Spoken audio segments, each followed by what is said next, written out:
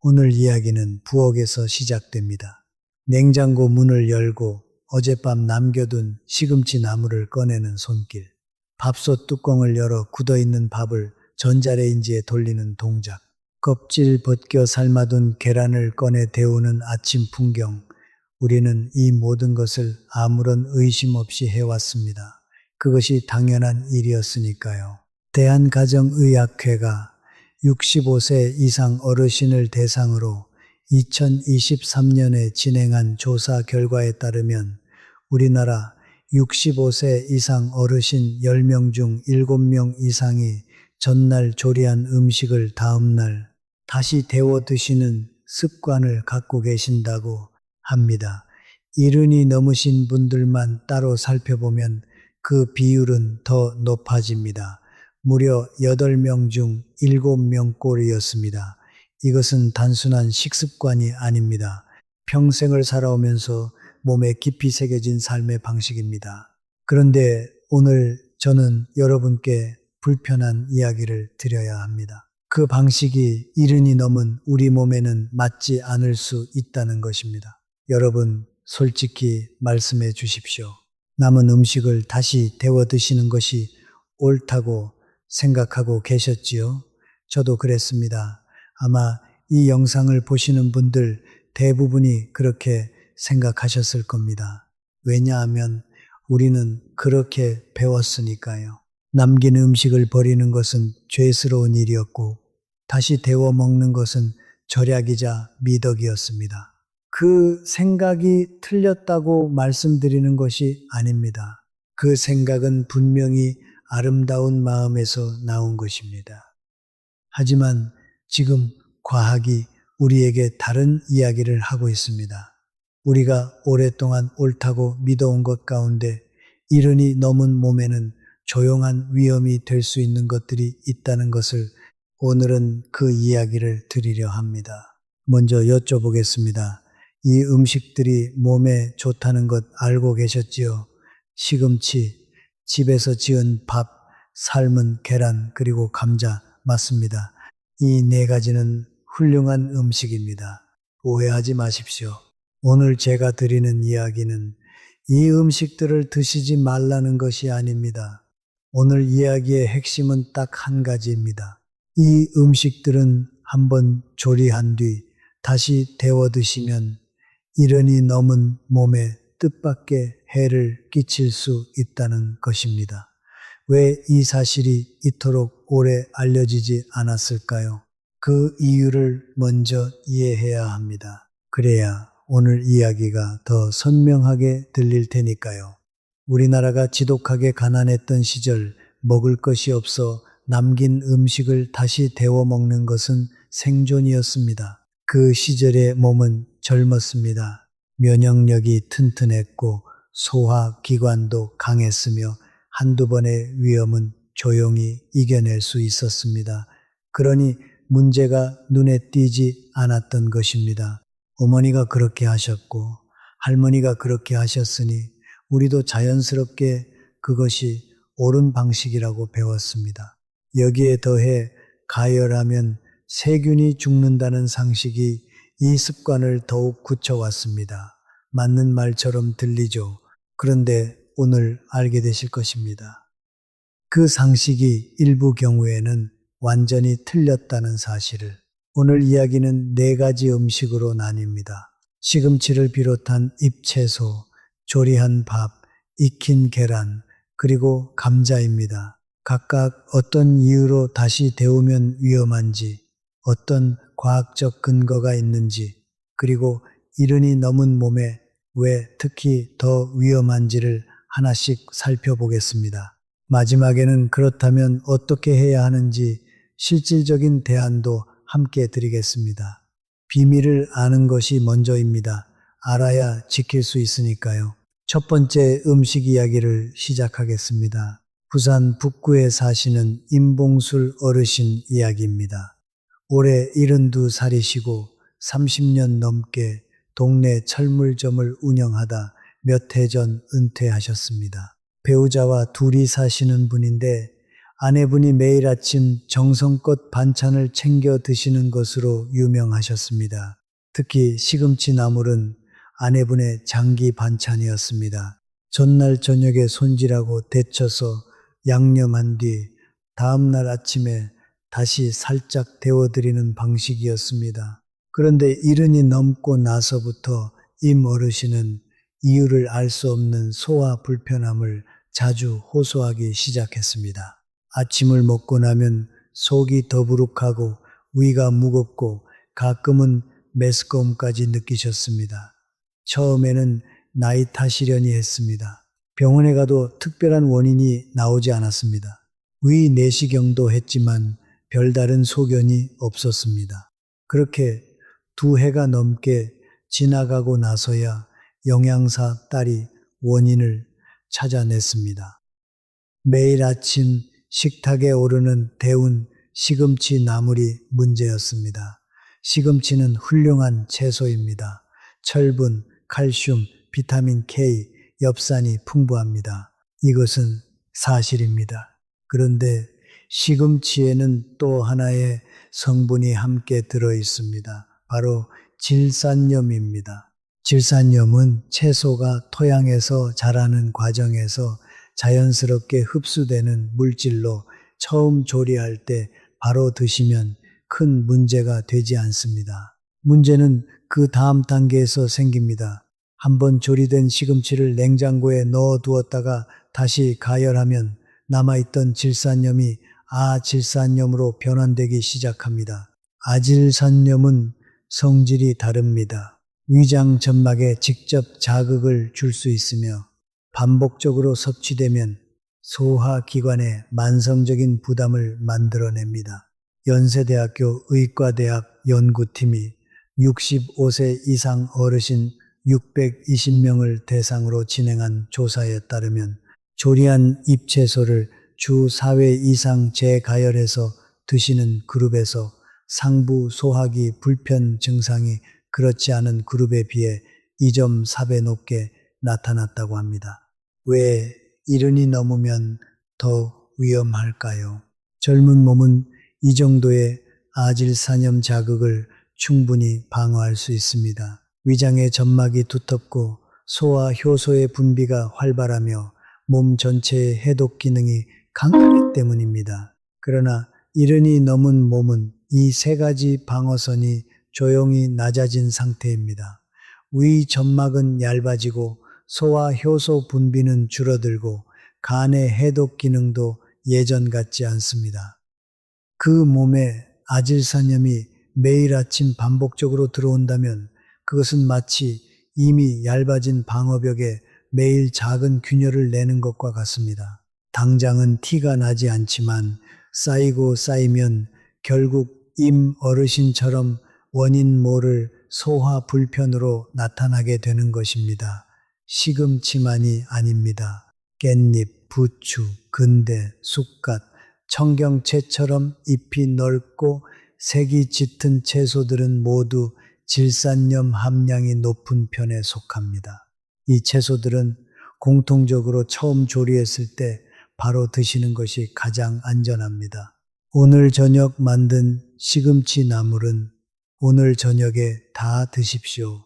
남았다면 냉장 보관은 하시되 하루를 넘기지 않는 것이 좋고 다시 데우는 것은 피하십시오. 가장 좋은 방법은 처음부터 드실 만큼만 소량으로 조리하는 것입니다. 정성껏 차린 반찬이 오히려 몸에 부담이 될 수 있다는 것, 이것이 오늘 첫 번째 이야기가 우리에게 알려주는 역설입니다. 이제 2번째 이야기로 넘어가겠습니다. 이번에는 우리 식탁의 주인공인 밥 이야기입니다. 대구 달서구에 사시는 권말순 어르신 이야기입니다. 75이시고 40년 넘게 양복점을 운영하다 7년 전에 문을 닫으셨습니다. 혼자 사시는 분인데 매일 저녁 2공기 분량의 밥을 짓고 남은 1공기는 다음날 아침을 위해 밥솥에 그대로 두셨습니다. 따뜻하게 보온 기능으로 유지하다가 아침에 한 번 더 돌려 드시는 방식이었습니다. 어느 날 밤 권 어르신은 극심한 구역질과 함께 구토와 설사를 반복하셨습니다. 처음에는 뭔가 잘못된 음식을 드셨나 싶었습니다. 그런데 드신 것은 평소와 다르지 않은 아침 한 공기뿐이었습니다. 응급실에서 식중독 진단을 받으셨는데 정확한 원인균은 바실루스 세레우스였습니다. 많은 분들이 이 이름을 처음 들으실 겁니다. 하지만 이 균은 우리 주방에 아주 흔하게 존재합니다. 특히 조리된 쌀밥을 좋아합니다. 밥이 지어진 뒤 밥솥 안에서 상온에 오래 머무르면 이 균이 활발하게 번식하기 시작합니다. 여기서 가장 중요한 사실은 이 균이 열에 강한 포자를 형성한다는 것입니다. 보통 식중독균은 충분히 가열하면 죽는다고 알고 계십니다. 맞는 말입니다. 그런데 바실루스 세레우스는 다릅니다. 이 균은 100도씨 이상의 고온에서도 살아남을 수 있는 포자를 만들어냅니다. 다시 데운다고 이 포자가 죽는 것이 아닙니다. 더 심각한 것은 이 균이 만들어 놓은 독소입니다. 균 자체가 열로 죽더라도 이미 밥 속에 분비된 독소는 가열해도 분해되지 않습니다. 전자레인지에 돌려도 냄비에 끓여도 독소는 그대로 남아 있습니다. 서울대학교 의과대학 감염내과 연구팀이 2022년에 발표한 자료에 따르면 식중독 사례 중 밥이 원인인 경우에 약 68%가 조리 후 2시간 이상 상온에 보관된 밥과 관련이 있었습니다. 또한 65세 이상 고령층에서 바실루스 세레우스 식중독으로 인한 탈수와 입원율이 젊은 층에 비해 3.1배 높게 나타났습니다. 왜 70이 넘으면 더 위험할까요? 탈수 때문입니다. 젊은 사람은 구토와 설사를 심하게 하더라도 빠르게 수분을 보충하고 회복합니다. 하지만 70이 넘으신 분들은 신장 기능이 약해져 있고 갈증 느끼는 감각 자체도 둔해져 있습니다. 격심한 탈수가 오면 혈압 저하로 이어지고 그것이 심장이나 뇌에 2차 영향을 줄 수 있습니다. 식중독 한 번이 노년의 건강 전반을 흔들어 놓는 계기가 되는 것입니다. 그렇다면 어떻게 하면 될까요? 방법은 어렵지 않습니다. 밥을 지은 뒤 1시간 이내에 드시지 않을 양은 바로 냉장 보관하십시오. 보온 기능으로 오래 두는 것이 오히려 균 번식에 유리한 온도를 유지시켜 줄 수 있습니다. 냉장 보관한 밥은 하루 이내에 드시고 드실 때는 중심부까지 뜨겁게 데우십시오. 가장 좋은 방법은 한 끼에 드실 만큼만 소량으로 지어 그 자리에서 다 드시는 것입니다. 밥솥에 남은 밥을 보며 아깝다는 마음이 드실 수 있습니다. 그 마음을 이해합니다. 하지만 이제는 이렇게 생각해 주십시오. 남은 밥 한 공기보다 우리 몸이 훨씬 더 소중합니다. 잠시 멈추고 지금까지의 이야기를 한번 정리해 보겠습니다. 첫 번째, 시금치를 비롯한 잎채소를 다시 데우면 질산염이 아질산염으로 변해 위장에 부담을 줍니다. 두 번째, 조리한 밥을 오래 두면 바실루스 세레우스 균이 만들어내는 독소가 가열로도 제거되지 않아 식중독의 원인이 됩니다. 두 경우 모두 젊은 몸은 어느 정도 버텨낼 수 있지만 70이 넘은 몸은 그 방어력이 조용히 낮아져 있습니다. 그런데 여기서 드리고 싶은 말씀이 있습니다. 이것은 여러분이 잘못했다는 이야기가 아닙니다. 여러분은 오랫동안 옳다고 배운 방식대로 살아오신 것입니다. 음식을 남기지 않는 것이 미덕이라 배웠고 가열하면 안전하다고 배웠습니다. 그 배움이 잘못된 것이 아니라 그 배움이 만들어진 시절의 몸과 지금의 몸이 다르다는 사실을 아무도 충분히 알려주지 않았던 것입니다. 그래서 오늘 이 자리가 필요합니다. 이제 세 번째 이야기로 넘어갑니다. 많은 분들이 매일 아침 빠지지 않고 드시는 것, 바로 계란입니다. 경북 경주시에 사시는 하상철 어르신 이야기입니다. 올해 78이시고 40년간 고등학교 역사 선생님으로 재직하다 은퇴하셨습니다. 배우자와 함께 사시는 분인데 건강에 관심이 많아 매일 아침 삶은 계란 2개를 드시는 습관을 20년 가까이 유지해 오셨습니다. 전날 저녁에 미리 2~3개를 삶아 냉장고에 넣어 두었다가 아침에 꺼내 전자레인지에 1분 정도 데워 드시는 방식이었습니다. 계란은 단백질의 왕이라 불립니다. 필수 아미노산이 고루 들어있고 비타민 D와 비타민 B12 그리고 노년에 꼭 필요한 콜린 성분도 풍부합니다. 이 사실은 변하지 않습니다. 그러나 하 어르신은 70 중반을 넘기면서 아침마다 속이 더부룩하고 소화가 잘 되지 않으며 가끔은 배가 꼬이는 듯한 불편함을 느끼기 시작했습니다. 아무리 생각해도 원인을 모르겠다고 하셨는데 함께 병원에 가보니 위장 기능 저하가 발견되었습니다. 주치의가 물었습니다. 아침에 뭘 드시느냐고 삶은 계란을 데워 먹는다고 하자 의사는 그 부분부터 바꿔보라고 했습니다. 계란을 처음 삶으면 안에 있는 단백질이 열을 받아 변성됩니다. 이것은 자연스러운 과정이고 이 상태에서 드시는 것은 아무 문제가 없습니다. 계란 단백질은 익은 상태에서 소화 효소가 잘 분해할 수 있는 구조를 갖습니다. 그런데 여기서 한 번 더 가열하면 어떤 일이 벌어질까요? 이미 변성된 단백질이 2번째 열을 받으면 분자 구조가 더 촘촘하게 굳어집니다.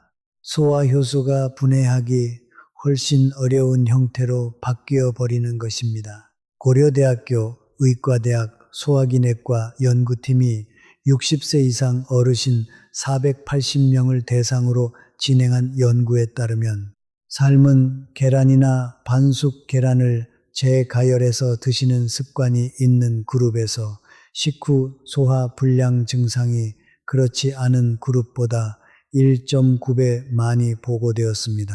특히 70세 이상 그룹에서는 그 차이가 더 뚜렷하게 나타났다고 합니다. 젊은 몸은 이 굳어진 단백질도 어느 정도 소화해낼 수 있습니다. 소화 효소가 충분히 분비되기 때문입니다. 그러나 70이 넘으면 위산 분비량이 젊었을 때의 절반 이하로 줄어드는 경우도 있고 췌장에서 나오는 소화 효소의 양도 현저히 감소합니다. 그 몸에 2번 열을 받아 딱딱하게 굳어진 단백질이 들어오면 위장은 그것을 분해하기 위해 평소보다 훨씬 많은 에너지와 시간을 써야 합니다. 아침 내내 속이 무겁고 더부룩한 것이 바로 이 때문입니다. 여기에 한 가지 더 알아두셔야 할 것이 있습니다. 삶은 계란을 껍질을 벗긴 상태로 상온에 두거나 오래 보관하면 살모넬라 균이 번식할 수 있습니다. 놀라운 것은 이 균이 날계란보다 오히려 익힌 계란, 특히 껍질이 벗겨진 상태의 계란에서 더 빠르게 증식하는 경향이 있다는 사실입니다. 껍질이 균 침입을 막아주는 방패 역할을 하는데 그 방패가 제거된 상태에서는 외부 환경에 그대로 노출되기 때문입니다. 질병관리청이 2023년에 집계한 자료에 따르면 살모넬라 식중독 사례 중 삶은 계란 또는 반숙 계란과 관련된 사례가 전체의 14.3%를 차지했으며 70세 이상 고령층에서의 증상 중증도가 다른 연령대보다 평균 2.7배 높게 나타났습니다. 계란은 드십시오. 계란은 이른 이후에도 꼭 드셔야 할 훌륭한 단백질 공급원입니다. 다만 드실 만큼만 그때그때 새로 조리하십시오. 삶은 계란을 미리 준비해 두실 때는 껍질을 벗기지 않은 상태로 냉장 보관하시고 하루 이틀 안에 드십시오. 그리고 한번 익힌 계란은 다시 데우지 마십시오. 계란은 신선하게 새롭게 드시는 음식입니다. 이제 4번째이자 마지막 이야기입니다.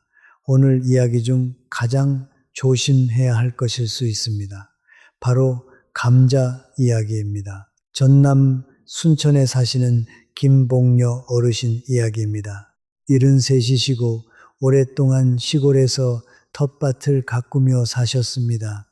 남편과 둘이 사시는데 감자는 거의 매주 드시는 친숙한 음식이었습니다. 넉넉하게 쪄두거나 끓여두고 며칠에 걸쳐 꺼내 먹는 방식이었습니다.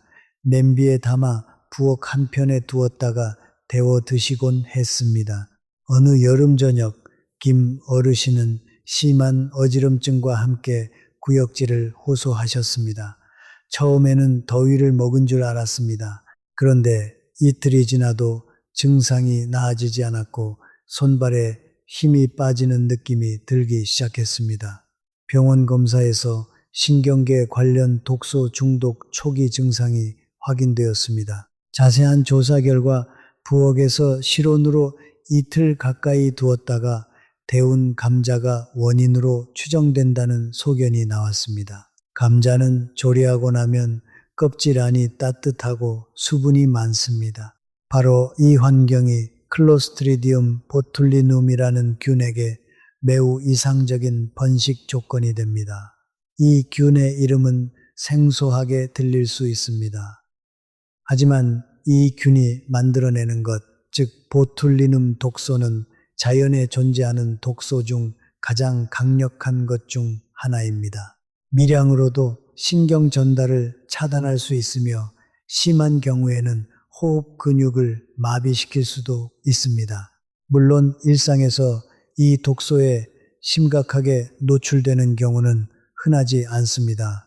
문제는 이 독소의 특성입니다. 일반적인 조리 온도에서도 완전히 파괴되지 않을 수 있습니다. 전자레인지에 돌리거나 냄비에 끓인다고 해서 이미 만들어진 독소가 분해되는 것이 아닙니다.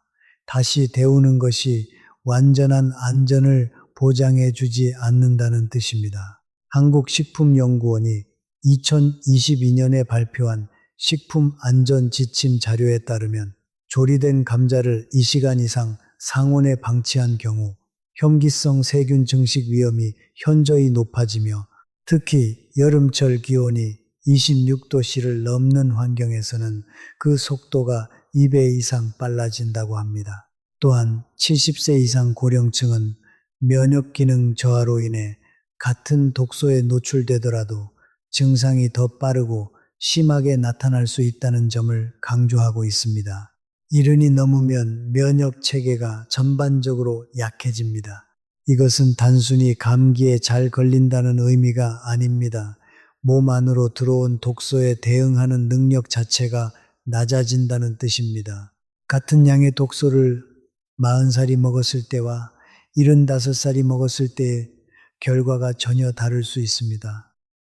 젊었을 때 아무렇지 않았다고 해서 지금도 괜찮을 것이라는 생각, 그것이 바로 가장 조심해야 할 착각입니다.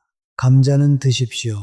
감자는 훌륭한 에너지 공급원이고 이른 이후에도 좋은 음식입니다. 다만 조리한 감자는 절대로 상온에 오래 두지 마십시오. 드시고 남은 것은 반드시 즉시 냉장 보관하십시오. 냉장한 감자도 하루 이틀 안에 드시고 드실 때는 충분히 뜨겁게 데우십시오. 처음부터 드실 만큼만 조리하는 것이 가장 안전한 방법입니다. 감자 하나를 아끼려다 몸을 잃는 일은 없어야 합니다. 이제 오늘 이야기의 핵심을 다시 한번 정리해 드리겠습니다. 오늘 드린 4가지 이야기를 돌아봅니다. 시금치와 잎채소, 조리한 밥, 삶은 계란, 그리고 익힌 감자. 이 4가지는 모두 좋은 음식입니다. 문제는 음식 자체가 아니라 다시 데우는 방식에 있습니다. 시금치를 다시 데우면 질산염이 아질산염으로 변해 위장에 만성적인 부담을 줍니다. 오늘 조리한 것은 오늘 드십시오. 조리한 밥을 상온에 오래 두면 바실루스, 세레우스 균이 번식하고 그 독소는 다시 가열해도 사라지지 않습니다. 밥은 바로 드시거나 즉시 냉장 보관하십시오. 삶은 계란을 다시 데우면 단백질이 2번 굳어 소화가 어려워지고 잘못 보관된 계란은 살모넬라의 위험을 품게 됩니다. 계란은 그때그때 새로 조리하십시오. 조리한 감자를 상온에 오래 두면 보툴리눔 독소가 생길 수 있고 이 독소는 열에도 강합니다. 감자는 즉시 냉장 보관하고 하루 이틀 안에 드십시오. 이 4가지 원칙은 외우기 어렵지 않습니다. 하나의 문장으로 요약하면 이렇습니다. 이른이 넘은 뒤에는 조리한 음식을 그날 바로 드시는 것이 가장 안전합니다. 옛날에는 달랐습니다. 그때는 젊은 몸이었고, 그때는 먹을 것이 귀했으며, 그때는 이런 정보가 충분하지 않았습니다. 하지만 지금은 다릅니다. 이제는 알게 되셨습니다. 알았다면 바꿀 수 있습니다. 그런데 오늘 이야기를 들으시면서 이런 의문이 드실 수도 있습니다. 그렇다면 왜 이런 이야기를 의사들은 진작에 하지 않았냐고, 왜 병원에서 받은 건강 안내문에는 이런 내용이 없냐고 좋은 질문입니다. 이유는 여러 가지입니다. 첫째, 이런 종류의 피해는 즉각적으로 나타나지 않는 경우가 많습니다. 한번 데운 시금치 나물을 드셨다고 당장 쓰러지시는 것이 아닙니다. 반복적으로 쌓여가는 부담이기 때문에 원인과 결과 사이의 거리가 멀어서 연결짓기가 어렵습니다. 둘째, 병원을 찾는 어르신들이 무엇을 먹었냐보다 어디가 아프냐에 대화가 집중되다 보니 세세한 조리 습관까지 파악하기가 쉽지 않습니다. 셋째, 이것이 가장 중요한 이유인데 젊은 몸과 이른이 넘은 몸을 구별해서 설명하는 식품 안전 정보가 여전히 부족합니다. 대부분의 식품 안전 가이드라인은 성인 전체를 대상으로 쓰여 있습니다. 이른 이후에 몸이 얼마나 다르게 반응하는지를 특별히 강조하는 자료는 아직 많지 않습니다. 그래서 오늘 이 자리가 필요한 것입니다. 강원도 강릉에 사시는 최병태 어르신 이야기를 잠깐 더 드리겠습니다. 76이시고 30년 넘게 고등어 식당을 운영하셨습니다. 음식을 아끼고 남은 것을 소중히 여기는 마음이 몸에 깊이 배어 있는 분이셨습니다. 가게를 닫은 뒤에도 집에서 여전히 음식을 대량으로 만들어 며칠에 걸쳐 드시는 습관이 있었습니다. 특히 시금치나물, 계란찜, 감자조림은 월요일에 한꺼번에 만들어 일주일 내내 데워 드셨습니다. 몇 년 전부터 식후에 항상 피곤했습니다. 밥을 먹고 나면 기운이 나야 하는데 오히려 무거워지고 눕고 싶어지셨습니다. 처음에는 나이 탓이려니 했습니다. 그런데 막내 아들이 영양학을 공부하다가 이 이야기를 듣고 아버지의 식습관이 떠올랐습니다. 조심스럽게 이야기를 꺼냈고 최 어르신은 반신반의하면서도 2달간 조리 방식을 바꿔보기로 했습니다. 달라진 것은 2가지였습니다. 채소는 그날 먹을 것만 조리하고 계란과 감자는 이틀 이상 넘기지 않기로 한 것입니다. 2달 뒤 최 어르신이 아들에게 처음 한 말은 이것이었습니다. 밥 먹고 나서 피곤한 게 없어졌다고, 소화가 훨씬 편해졌다고. 이 이야기가 중요한 이유는 최 어르신이 특별히 아팠던 것이 아니라는 점입니다.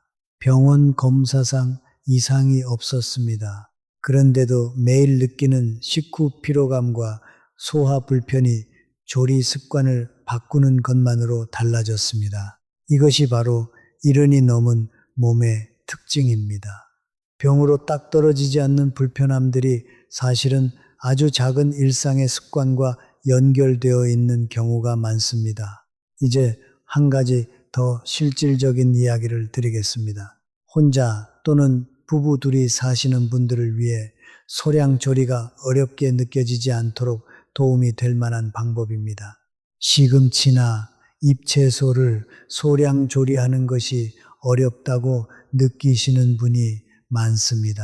한 번에 많이 데쳐야 양념이 배기 쉽다고 생각하시는 분도 계십니다. 그런데 사실 데친 채소는 양이 적어도 양념은 충분히 배입니다. 한 움큼씩 데쳐서 바로 양념에 드시면 오히려 더 신선한 맛을 느끼실 수 있습니다. 냄비를 작은 것으로 바꾸는 것도 도움이 됩니다. 큰 냄비에 소량을 넣으면 자꾸 많이 만들고 싶어지지만 작은 냄비는 적당량을 조리하도록 자연스럽게 유도합니다. 밥은 소형 전기밥솥이나 단인용 냄비밥을 활용하시면 한 끼 분량만 짓기가 훨씬 쉬워집니다. 시중에 1인용 또는 2인용 미니밥솥이 다양하게 나와 있습니다. 처음 장만하는 것이 번거롭게 느껴지실 수도 있지만 한번 갖춰두면 조리 습관이 자연스럽게 바뀝니다. 계란은 삶는데 10분이 채 걸리지 않습니다. 아침에 일어나서 작은 냄비에 계란 2개를 넣고 물을 올려두면 세수하고 나오는 사이에 완성됩니다. 미리 삶아두는 습관 대신 아침마다 새로 삶는 습관을 들이시는 것이 가장 안전합니다. 감자는 전자레인지 조리를 활용하시면 훨씬 간단합니다. 감자 하나를 깨끗이 씻어 랩으로 싸서 전자레인지에 5분이면 충분합니다. 미리 대량으로 쪄두고 며칠에 걸쳐 드시는 것보다 드실 때마다 한 개씩 조리하시는 것이 훨씬 안전하고 번거롭지도 않습니다. 작은 냄비 하나, 미니밥솥 하나, 그리고 아침에 10분 일찍 일어나는 것, 이것이 전부입니다. 거창한 변화가 아닙니다. 그런데 이 작은 것들이 여러분의 소화기관이 매일 겪어야 하는 불필요한 부담을 없애드립니다. 몸이 편해지면 하루가 달라집니다. 하루가 달라지면 삶이 달라집니다. 여기서 한 가지 중요한 이야기를 더 드려야 합니다. 오늘 이야기를 들으시면서 혹시 이런 생각이 드셨을 수도 있습니다. 그럼 나는 평생 이 방식으로 살아왔는데 어떻게 하면 되냐고, 지금부터 완전히 바꾸는 것이 가능하겠냐고 걱정 마십시오. 오늘 이 자리가 여러분께 죄의식을 드리려는 것이 아닙니다. 실질적인 도움을 드리려는 것입니다. 우선 모든 재가열이 무조건 위험한 것은 아닙니다. 몇 가지 조건이 잘 지켜진다면 위험을 크게 낮출 수 있습니다. 첫째, 조리 후 1시간 이내에 냉장 보관이 되었을 것. 이것이 가장 중요합니다. 상온에서 오래 두는 시간이 길어질수록 균 번식 속도가 빨라집니다. 조리하신 뒤 바로 드시지 않을 것은 1시간 안에 냉장고에 넣으십시오. 둘째, 냉장 보관 기간이 하루를 넘기지 않을 것. 잎채소는 특히 짧게, 밥과 계란과 감자도 하루 이내에 드시는 것이 원칙입니다. 셋째, 다시 데울 때 중심부까지 충분히 뜨겁게 가열할 것. 특히 밥과 감자는 뚜껑을 덮고 충분한 시간을 들여 중심부 온도가 올라가도록 하십시오. 넷째, 잎채소는 재가열 자체를 피하는 것이 원칙. 질산염에서 아질산염으로의 변화는 냉장 보관 중에도 서서히 일어납니다.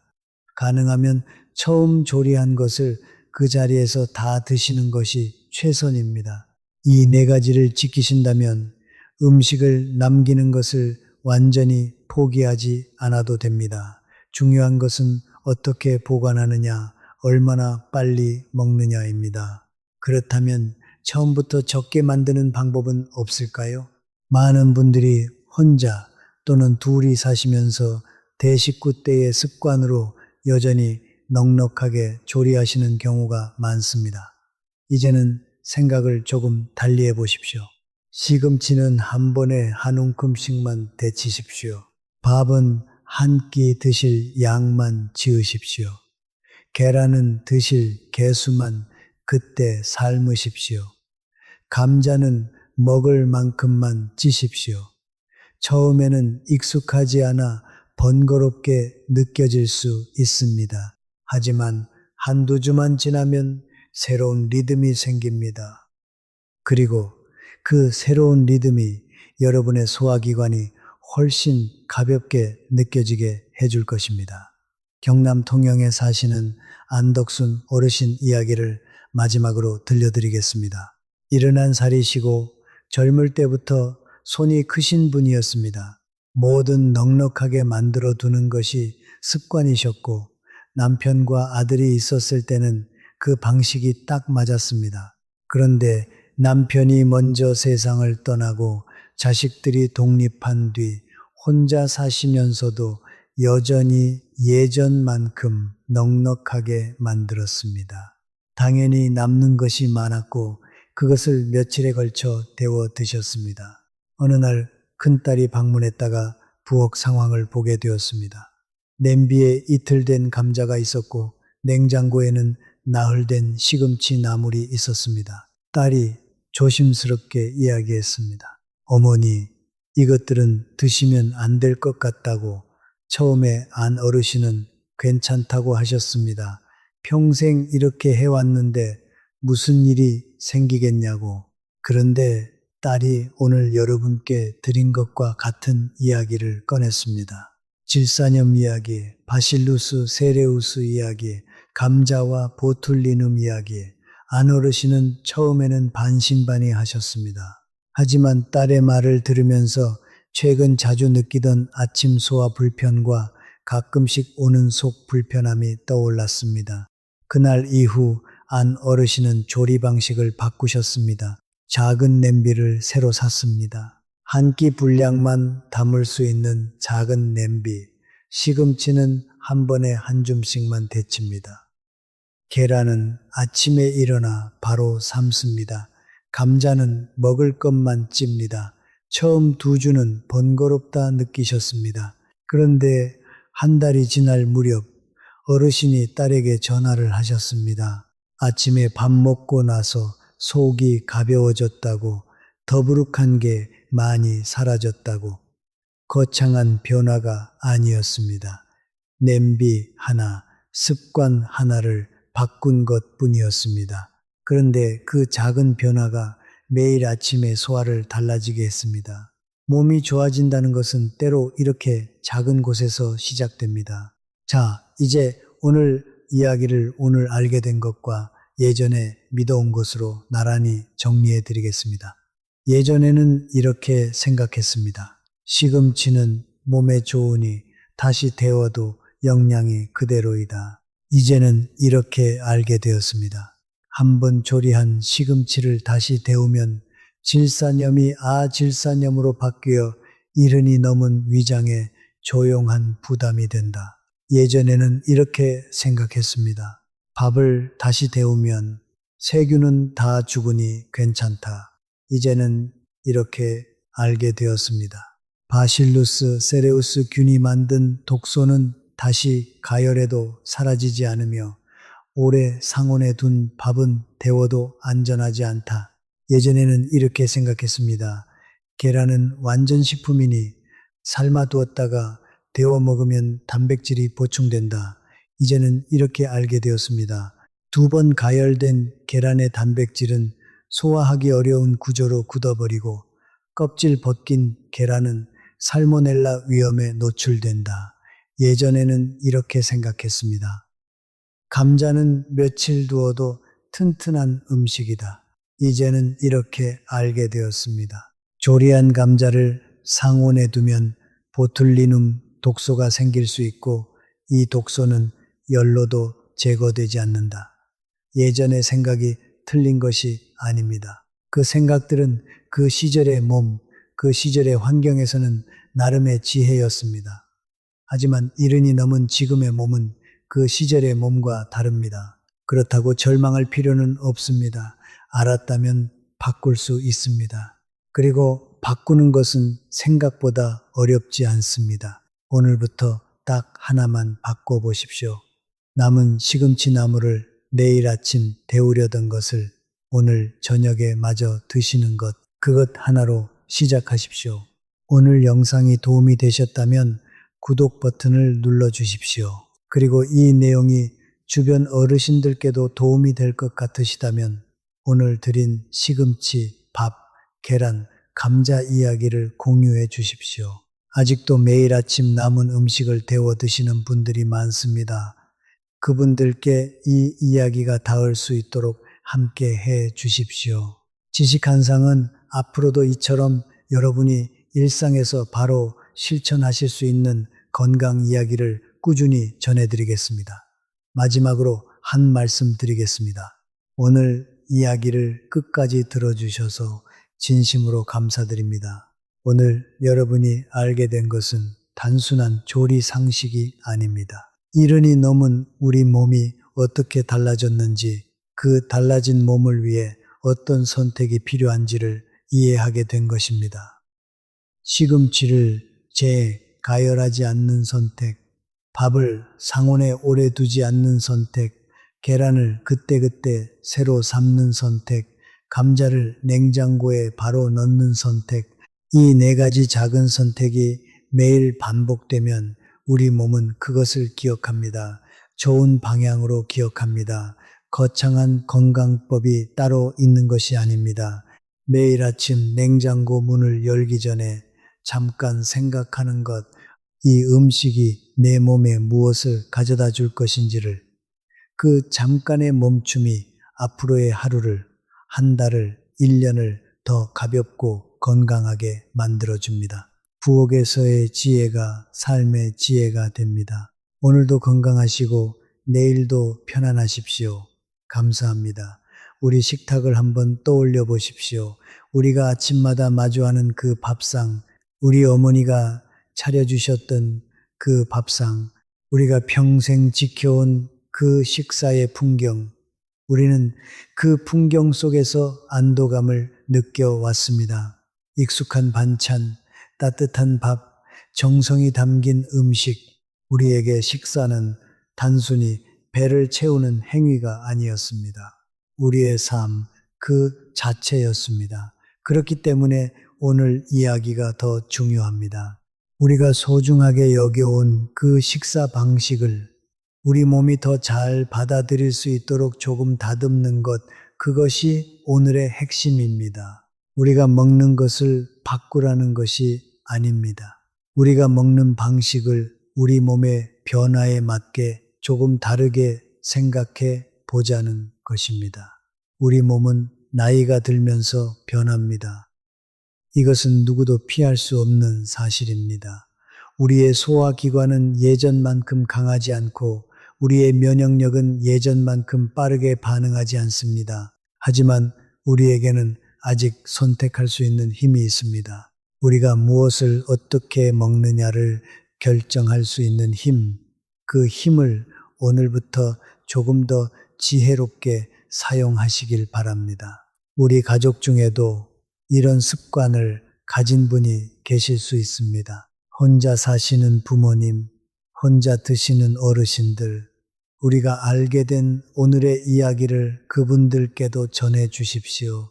우리의 작은 나눔이 누군가의 건강을 지켜줄 수 있습니다. 오늘 이 영상을 끝까지 봐주신 여러분 한 분 한 분께 진심으로 감사드립니다. 우리 함께 건강한 하루하루를 이어가길 바랍니다. 우리 모두에게 오늘보다 더 건강한 내일이 있기를 바랍니다.